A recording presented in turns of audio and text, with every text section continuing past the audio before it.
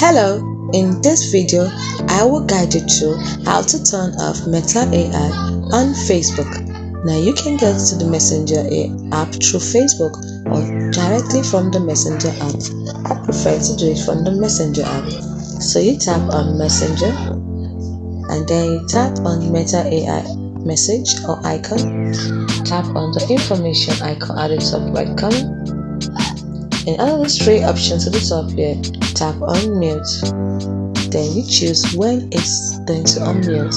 Is it to mute for 15 minutes, for 1 hour, for 8 hours, for 24 hours, until alarm 5 a.m. or until you change it. So I choose until I change it. This way I have muted it indefinitely. This is how to turn off Meta AI on Facebook.